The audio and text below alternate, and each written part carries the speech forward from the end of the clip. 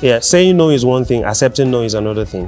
When is the best time to correct your parents? Either, oh, you want to tell me that you're wiser than me? That you don't correct your spouse like you're correcting a child. God is interested in how you wake up in the morning. There must be a clear demonstration of the power of God. See, I did high octave and low octave.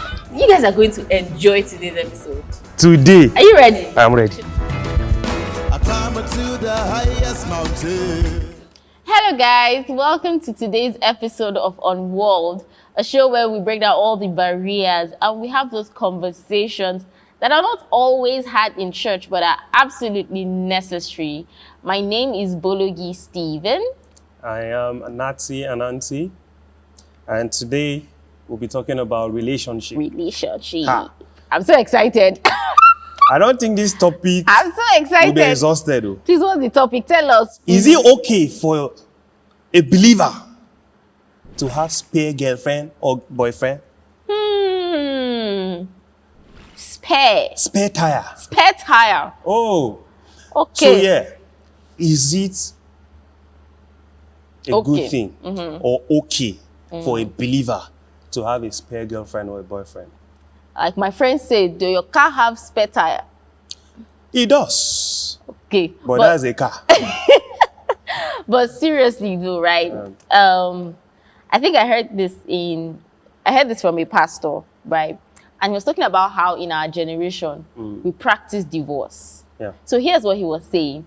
You date this person and it's just so casual, like whatever happens, we break up. You move on to the next person, you move on to the next person until you become immune to break up. So that even when you get married, divorce becomes so easy, right? So in this case, I think that when you're dating and you have spare or whatever it is, you are practicing infidelity.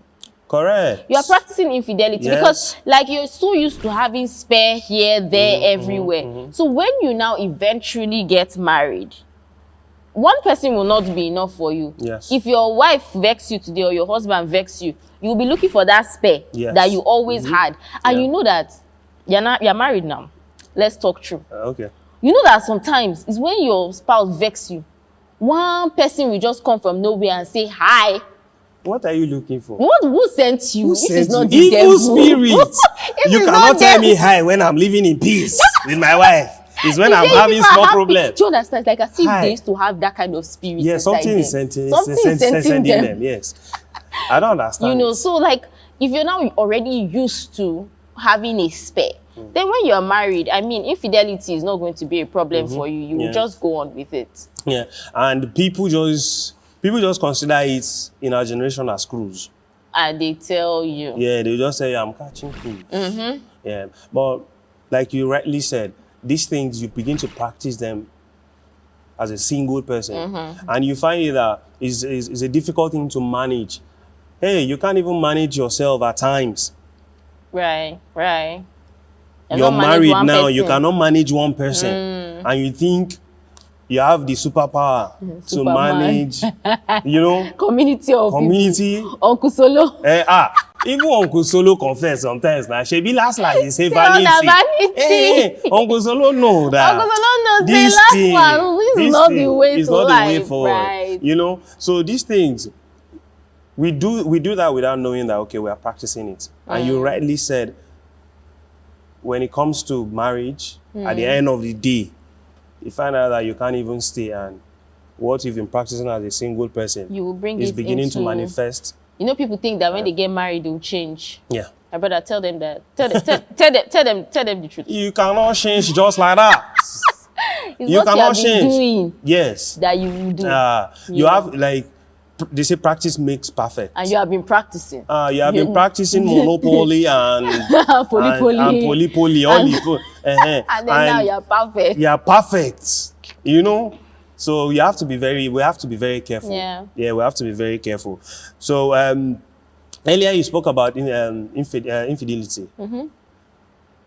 It's a big, I think, the single, the youth, we need to understand that as singles and even as married people, that we have to carry that in our hearts, that staying with your partner is important. both as a single person or as a married person. Yeah. And you know that as singles, as believers, the essence of a relationship is that hopefully you get married. Married, yeah. So even though you're single, the end game for you in a relationship as a believer, we're not just doing vibes and let's see how it goes. The idea, if I'm in a relationship with you, is that we're looking onto marriage. And if we're looking onto marriage, then we have to look onto Christ and the church. And Christ does not have a spare.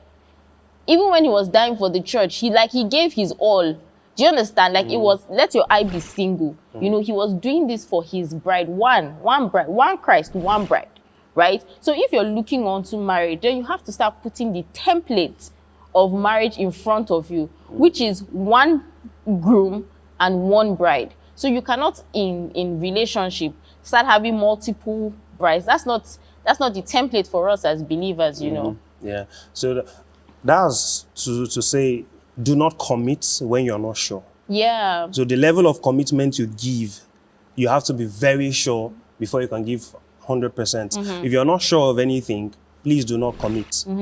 Because we're easily carried away by emotions, actually. Yeah. Emotions. Yeah. So you need to pray to God.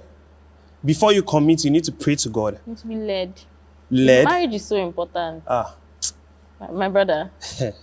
It's not easy. if you just put your head in there, it's not easy. It's not easy. So like you need to know that I'm going into this thing is a one-way traffic.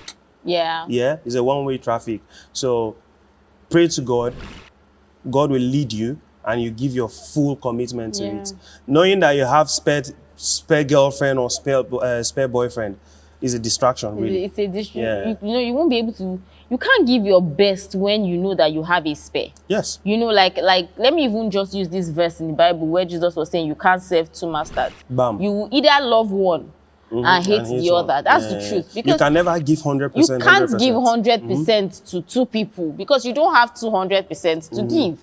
You know, so you'd be cheating yourself and you'd be cheating the people, and it's just not what God will have for us. But wait, why do you think people do that? I think some people are afraid. Yeah. Do you understand? Like, imagine you've been in a relationship, right? And then maybe it can even be that the person is misbehaving, and you're like, where will I start from? You know, what if they leave? Some people is fear. You know, they're just afraid that I cannot start from ground crutch zero. again. So let me just be grooming this other one from crutch, so that in case this one mess up when I'm already doing PhD, at least this one is graduating from university. Yeah, you get? As against that, we'll go and start doing daycare. You know, that kind of thing. So I think that fear of starting afresh and what if they leave is one reason that some people do it. Could lack of trust be part of this? Definitely. Like, you don't trust God. Yeah. You don't trust God. You don't even trust people. So you are in a relationship with somebody, but you don't even trust your own self. Some people don't trust themselves, so that's... Thank you very much, guys.